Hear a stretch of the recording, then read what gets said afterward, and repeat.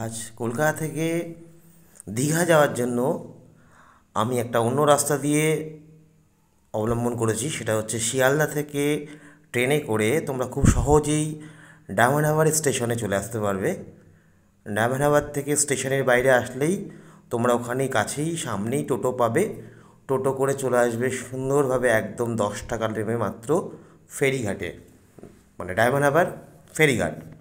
ফেরিঘাটে নেবে তোমরা। এখান থেকে কাউন্টার আছে, এই যে ছবিটা দেখতে পাচ্ছ এখানে কাউন্টার আছে, টিকিট কাউন্টার। এখানে টিকিট কাটবে কুকুরহাটির জন্য। কুকুরহাটির টিকিট কেটে 20 টাকা নেবে। আধ ঘন্টা পর পরই তোমার প্রায় লঞ্চ পাওয়া যায়। এখান থেকে লঞ্চে উঠতে হবে।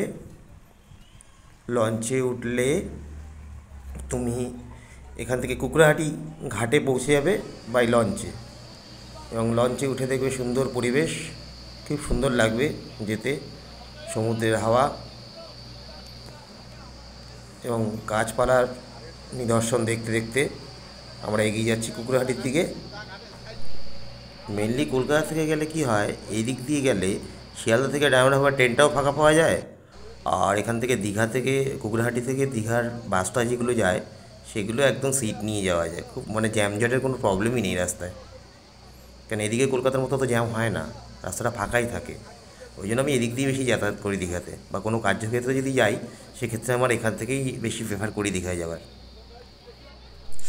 সমুদ্রের মনোরম পরিবেশ দেখতে দেখতে আমরা কুকুরহাটির দিকে এগিয়ে যাচ্ছি।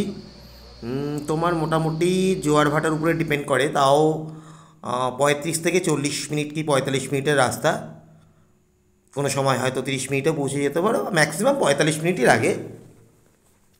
দিয়ে আস্তে আস্তে দেখতে দেখতে সমুদ্রের একদম সাইড ঘেঁষে সুন্দর পরিবেশ দেখতে দেখতে এদিকে দেখতে পাচ্ছ যে অনেকগুলো বড় বড় ট্রলার দেখতে পাচ্ছি, দেখতেও খুব দারুণ লাগছে। এইগুলো উপভোগ করতে করতে আমরা এগিয়ে আসছি কুকুরহাটির দিকে।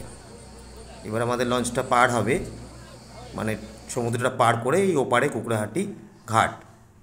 বন্ধুরা, ভিডিওটা ভালো লাগলে চ্যানেলটাকে সাবস্ক্রাইব করে দেবেন এবং যারা দীঘা যেতে চায় তাদেরকে শেয়ার করবেন। মনে করি দীঘা যাওয়ার জন্য ধর্মতলা থেকে বা হাওড়া থেকে এত কষ্ট করে বাস জার্নি করে না গিয়ে বা ট্রেন জার্নি করে এত কষ্ট করে না গিয়ে ডায়মন্ড হারবার যেতে আমার তো খুব ভালোই লাগে এবং খুব সুন্দর লাগে।